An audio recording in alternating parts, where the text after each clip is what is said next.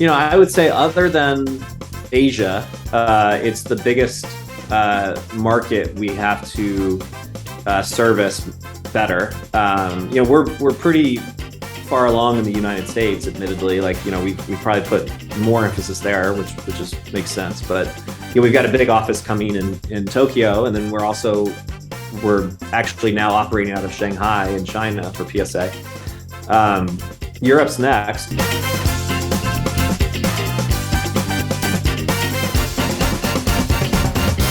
Ladies and gentlemen, we have a special guest today, the one, the only, the man needs no introduction. It's Marcus, my co-host, and another special human being who did a lot for the hobby recently, and I think I hopefully to hear it from him since he was a little boy, Nat Turner all the way from the US. Hello, sir. Hey, thanks for having me. Hello. So thank you for taking the time. And our first question usually to our guests is, so how did you get into the hobby as a collector? Let's keep the business aside. What got you into this mess? Yeah, my dad was a big baseball fan, so I started with baseball cards. He brought me home. He often traveled for work. He was in the oil and gas industry, and he'd leave and come, for weeks or, sometimes longer, and come home. And usually he came home with like a gift or, something from where he was, either the country or wherever. But one time he came back, with a Hank Aaron, two Hank Aaron baseball cards, and then a Nolan Ryan card, I think was on a separate trip, which was a 1975 Topps Hank Aaron, the last card in the set. It was really beat up. He bought it at a card shop somewhere where he had traveled. And so I was that would have been like second grade, maybe first grade. I lived a different place every year actually growing up. Okay. And so I remember the place I was. So I'm like trying to remember how old I was. But yeah, and then I started collecting, this is now like 1991, 92, started collecting Atlanta Braves cards. And, started getting into Griffey. I couldn't really, afford Griffey as a 6-year-old, but started getting a bunch of the like 90s, basketball cards starting in 96 when Kobe was a rookie, and it kind of just evolved from there. Nice. Very good. There was a start, and then there was a. If I read right, I just read. First of all, my English is not my perfect, but I'll try my best in this podcast, like always. I just read in the magazine. I think Forbes. It was that in the pandemic time, there was also a time when you come back to the hobby. It was a break between there, or? Oh no! The only break I really took was probably senior year of high school, which would have been like 2003, 2002, right before LeBron was a rookie. So like 01, 02, it would have been. I got really back into it in 03. And then, was really only collecting LeBron James from like 03 to 2010. And then got really into Jordan and Kobe and 90s again, because I had some money at that time where I could buy the things that I couldn't afford when I was in the 90s. And I did that for about 10 years. I'm still doing that, I guess. But during COVID, what happened is I went home like a lot of people did. I stopped going into the office, and my wife and I and kids moved in with my parents in North Carolina. And my mom had all of my childhood cards that I hadn't seen in, probably 20 years. And I started going through them all, and I picked out, 100 that I got graded like everyone else did, which is what crushed PSA for that period of time. But, I got rekindled basically with, the shitty, pardon my language, junk wax, commons, base cards that are in like, PSA 4, 5, 6 condition. But it was really fun. I had sets, I had them all organized by player back then. I had, designs of all these cards that I had made when I was a kid, and it was just cool. But no, I haven't taken a break since like 2003. Okay. So Atlanta Braves, was it as a kid? So what is Nat Turner collecting right now? Like what's your PC? Yeah. I'm right now I'm really still I'm very much into 90s basketball still. I can't seem to shake that addiction. Vintage baseball. I'm not like hardcore about it. I collect, 3 or 4 sets though, like 1975 tops, not so surprisingly, 59 tops. And then I collect certain players like Hank Aaron, Nolan Ryan, Mickey Mantle. I collect a lot of wax. So I do a lot of unopened boxes and packs. 90s basketball, of course, 2003 basketball, vintage baseball packs mostly. Can't really find the boxes. And then I'm actually really into some low end sets in the 2000s, like 2002 finest gold refractors. I mean, you can buy commons for $3, but the LeBron James is, $50,000 or more. So you have to kind of, bite the bullet on the big cards. 2008 Topps Chrome gold refractors. Again, commons are $10 or less. The big stars are obviously expensive, but I'm doing a lot of the throwback sets. So I'm doing like 61, the classic 61 set from 98 Fleer Tradition. I'm doing the 52 style from 05, the gold refractors, which are super cool. They, the basketball cards, they look like 1952 Topps baseball. Yeah, I'm doing stuff like that. And when I'm now collecting photographs, original photographs. I'm doing some tickets now, mainly Masters related, the golf tournament. Trying to think what else. Yeah, it's a lot.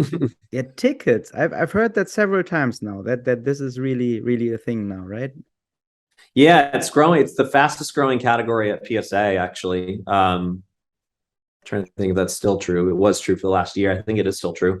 But yeah, I mean, it's really fun. I mean, I'm not into hardcore tickets yet. I'm mainly collecting for events that I like the Masters tournament. And I've been buying special things like, I collect like Pearl Jam tickets and things like that. But I'm not like into the sports tickets yet on the basketball or baseball side. I've tried to bid on and unfortunately didn't win some of the like Mickey Mantle debut or Jackie Robinson debut tickets. Those are Jordan, like those are just price wise are very expensive. But yeah, it's exciting. And we get a lot of tickets submitted to PSA. And soccer too, by the way. Like for some reason, soccer tickets in particular are I don't know, more popular, it seems. So the big tournaments for soccer, or also like we have it over here, Bundesliga or Champions League, or it's a lot of like player debut tickets, or like major tournaments. Like what's a good example? Like a lot of the World Cup stuff where old 70s, 80s, where certain players had big performances or certain teams won, certain countries won. You'll see those tickets. Germany, maybe. I haven't looked. I'm sure. Yeah. Oh, that's interesting. That's an interesting development. So this connection between an event and something that you hold in your hand, like I think that is really like also for me personally, when I can remember the game or the performance of the athlete on the card, that is the special thing for me personally. Yeah, especially it's also not easy to get in. Also, when I work for a soccer club here in Germany, and to get in the stadium, it's not easy, at least in Germany, because it's always sold out. And then if you participate in the game where there's a first game of a special rookie, I think that's a connection where you have also. So the company name PSA, I've heard it here or there before. What got you into that? Can you just give us a short version of how you got into the business there? Yeah. Well, I'm a big collector. I have been for a long time, as I said, and I've been really since like 2010 focused on actually really in 2003 starting with LeBron James cards, but back then it was more BGS where I was really focused on the grade of the card. So I collected every LeBron James card in BGS 9.5. In 2010, I started doing BGS 9.5s or PSA 10s of every Jordan card that I could find, and Kobe actually. And then I started doing certain vintage baseball sets, all in PSA 10 or 9, depending on the set. And that really started to kind of get me excited about uniformity in my collection, grading. I started submitting things 15 years ago. Raw cards, 4 sets, like 75 Topps Mini, for example. And then a lot of these 90 sets, like PMGs and the base cards from like Metal Universe. And so it really became very important to me as a collector. And I started getting really excited personally about what technology could do to the grading process, but also to the surrounding service. So things like the set registry or, vaulting or marketplace, making things just more accurate, more consistent, and then more accessible. And I wasn't, I called the company prior to, making an attempt to buy the company to see if, I could help and it's hard to do that if you don't actually work there, to be fair to them. And got really more excited over time. COVID hit, as I mentioned. I went home, I started playing with my childhood cards, and frankly kind of realized like this is what I wanted to do next as a business. Cards for 20 years, I had business stuff, but I never really thought of trading cards as a business that I would participate in. Obviously it was a business, but I kind of wanted it to be separate. And I made that decision. It was like right during COVID. It was the summer of 2020 where I was just like, you know what, like this is what I'm most excited and passionate about. Why not? And to me, it was PSA or nothing. I love, that everyone's doing other things in the hobby, but, for me, like that was the company that, meant the most, to me as a collector, other than the card manufacturers, which, wasn't a game I was, able to play with the licenses. So, yeah. And so, I mean, I called Joe Orlando and, we figured it out it took a while. It took like almost a year, but I'm glad it worked out. So. And it is, you said, of course, the most people knowing the grading part. You said collection management. I think Vault is quite new in the collectors universe. Is there something else? What's the part of? Yeah, the set registry. So it's super important to me. This is basically where people register the cards that they own that are PSA graded, and then by cert number, the certificate number, and then you can start sets and compete on sets. And, I have probably over 100 sets that I'm actively pursuing that I manage on the set registry on psacard.com. So that's a big one for us, a very popular tool. Hundreds of thousands of sets are registered, and, people are filling and looking for things. And the biggest thing we get asked for on the set registry side is help me find the cards that I need to complete certain sets. And so they want our help matchmaking towards those missing cards. And so that's kind of where our marketplace opportunity lies, which is starting with the set registry and starting with all the data we know about our PSA users. They tell us they need these certain cards, or they own these certain cards with like other Michael Jordan cards, for example. We're in a really powerful position to help them. And so that's kind of where the vault came in. And now what we're doing with Goldin and other partners on the marketplace side to matchmake and allow people to list their cards for sale, kind of in like a PSA marketplace, if you will, connecting everybody together. So that's the vision. It's all about the collector to us. I mean, this isn't, if we'll do things, as long as the collector wants it, that's all we care about. And we're obsessed about collectors. And so, that's kind of where our features and priorities lie. And yeah, we got a lot of stuff coming. Yeah. I think also just to give you, maybe you know it already, but in Germany, I think the most people are also prefer cards sending to PSA. Of course, we have also some local ones. When you want to have your cards safe in a slab, then that's a good alternative for some people. But if you want to make it as an invest, especially, or you like the cases, then you have some submission companies and send it to US. So how is your connection to Europe and Germany? Do you know what's going on over here? Do you know people from over here? Well, I deal with a bunch of collectors, personally. Believe it or not, a lot of the 90s collectors are in Europe for basketball. We mentioned before Kiki as an example.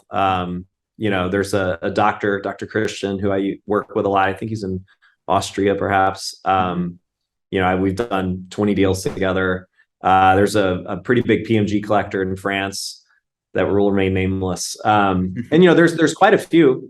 So more on the personal side, but on the professional side with PSA, I mean, yeah, it's I would say other than Asia, it's the biggest market we have to service better. We're pretty far along in the United States, admittedly. Like, we've probably put more emphasis there, which makes sense. But we've got a big office coming in Tokyo, and then we're actually now operating out of Shanghai in China for PSA.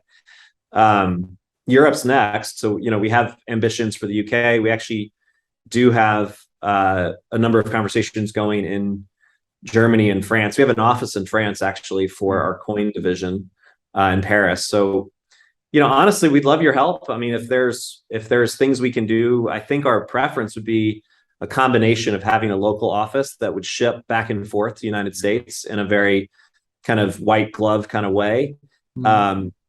And have multiple dealers / group submitters in those countries that can, be closer to the customer, because not everybody wants to send directly to PSA. They want to walk in and hand a bag of cards to a dealer and let them take care of everything else. And so that's what we do in the US. You can bring cards directly to us and ship them, or you can work with dealers. It works, it's about 50-50 actually, volume wise. And so that's our plan. So if anyone's listening who wants to be a dealer in Europe for us, or help us open an office and be an employee here, definitely reach out. Okay, I got your email address, so I'm going to send in my application after the interview. Hey, look, we've got we're looking at office space in London. I mean, we've got a lot going on. So forget this London thing. They have Brexit. I know you cannot ship in and out. It's horrible. We would do Germany if maybe offline we can talk about the right cities and kind of where to do it. So yeah.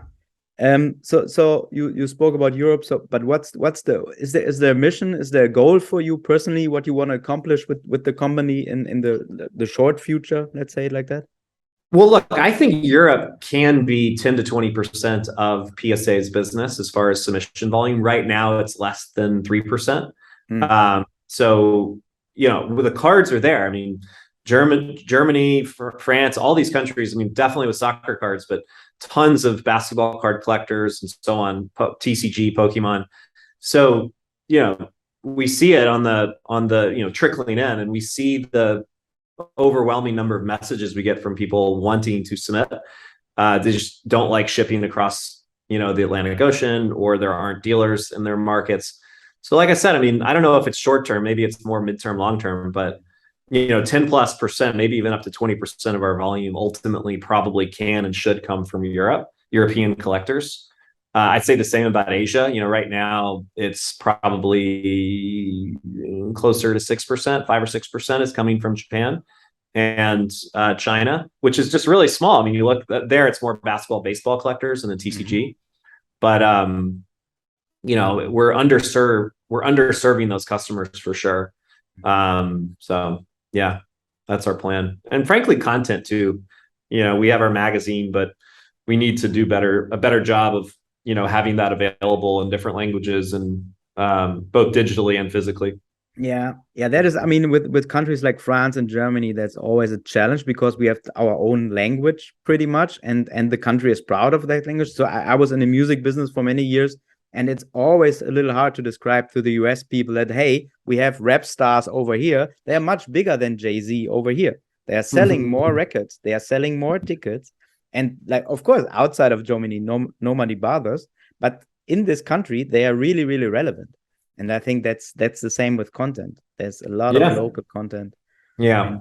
I mean, look, honestly, our plan would be to find someone to be like head of PSA Germany or PSA France, who can be like a general manager for that country for us.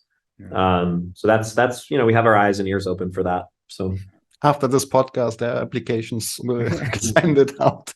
Yeah, that's fine. That's one reason I'm here. I saw on your website too, like that you have jobs to give out, a lot of jobs. Yeah, you're hiring. Sure. Yeah, very, very. Yeah, we have a lot of open spots. To look a bit in the future, we are hopefully a bit after the pandemic. In the pandemic, there was this hype about in the hobby, I would say. Now it's go a bit down from my perspective, at least. What do you think when we sit in, I don't know, 3-4 years again in the podcast, where the hobby will be? So where will be the development? Yeah, I mean, look, I think it's a healthy thing. I think things got unhealthy there for a while, with speculation and you just look at the prices of some of these, rookie quarterbacks compared to the Hall of Famers, and and then the number of rookie cards that you see each of these guys have. It just things are definitely, they got overheated, and I think the same could be said for the public equity markets and crypto and NFTs and everything, right? So I think it's a healthy thing. It restores a bit of rationale, to the market, pragmatism. So, 3 years from now, I mean, look, I hope, we're going to see Fanatics make a lot of moves on the manufacturing side. I believe they will do the right thing and, grow that in a healthy way, as opposed to in a kind of overproduced, cheapened way, which I feel like happened during COVID. And I would love to see that be corrected. I think the same can be said for the grading companies, including us. We need to have pricing be at a certain level and turnaround times be at a certain level that, meet the customer's expectations, but also, frankly, protect against, what some say is like the junk slab era of, everyone grading every card, which I don't think is the right thing either. It should be focused on true collectors who want to complete sets and for cars that deserve, where condition matters, to be graded. And so I don't know, 3 years from now, that's kind of what I'm hoping. I think also too, just growing the hobby base. I mean, I think a lot of people got into the hobby over COVID, and maybe not all of them are going to stick around, because for them, it was a more speculative, temporary, like, distraction perhaps. But I think a lot will stick around. And I think it's on us as an industry for the next 3 years to keep them engaged, but then also bring in the next generation, which is always on the hobby to do. But I think it's particularly important right now with, people seeing card prices, be lower than they were, which again, I think like the card prices never should have been as high as they were. It's easy to say that in hindsight, but, it's obviously true. So, it's on us to kind of bring that next generation in this kind of, downturn, if you will. I really have to say, and I watched and listened to some other of your interviews. It's such refreshing to listen to you, because it just feels like real and authentic, and that it's really like close to your heart that these things happen. Of course, you're a businessman. I get that, but it really feels that the right person is in the right position over there. So I appreciate that. Hats off. As we in Germany say, Hut ab. It's like hats off. So really, I have to say that it's I think that it's very, very important that in the key positions we have the right people. So yeah, I appreciate that. Yeah. Wow, I'm surprised by the love that I'm spreading. Me too. I'm speechless. What is happening? I wish everyone. Honestly, I wish there were more true collectors in the hobby too, in the business side. I think a lot of we're trying. I mean, we hire as many of them as we can, but yeah, that's my hope for Fanatics. Like, if they can, go back to the true collector side, because another thing that's happened in the last few years is breaking, which I think is a good thing. It's just become, frankly, very gambling-esque, like FanDuel, DraftKings, and people forget the only reason you're willing to buy a box for a certain amount of money is that the cards you pull are worth a certain amount of money. So the secondary value of those cards needs to be, high enough to support the expected value of what you're willing to pay for a box or a pack and a break. And so if it's all about gambling, and, the cards need to be ever more valuable on downstream. And, the only way you do that is if there's more collectors who want those cards. And so, embracing the collector is what the manufacturers need to really return to their roots of. Like I said, it got very speculative there for a few years, and same for grading. I mean, like I said, we're still paying the price for that, with the number of cards we came in and got in our backlog. So we have a lot of work to do ourselves. Great. Wonderful. Yeah, I have also a good, especially in Germany, the people have also this part of course, how I can get the boxes or the cards, because in Germany, in Europe, it's not easy to get the boxes also. Right. Yeah. The whole structure, like with Panini America and Panini over, I mean, it is a European company, but the access to NBA cards. No, I know, it's horrible. Yeah. Which actually, breaking, that's a good use case for it. I mean, it makes it more accessible. Yeah. You can buy a break on Whatnot and spot in a break, and then it doesn't matter what country you're in. I would think, but It's Wonderful. not the same though as having it in your hands. That is true. That is true. So Yeah. thank you so much. Thank you so much for this talk. Yeah, of course. Very, very thankful. you very much. And keep on doing what you're doing. I think it's really, really important, and it feels right. And people like PSA over here. I'm gonna tell. Oh, good. Yeah. Really. We hope to be there bigger and better, hopefully in the future. So yeah. Thank you very Perfect. much. Thank you so much. Have a great Yep. over there. Yeah. Thanks, Dennis. Thanks, Marcus. Appreciate it. Talk Thank to you. Bye Bye-bye. bye.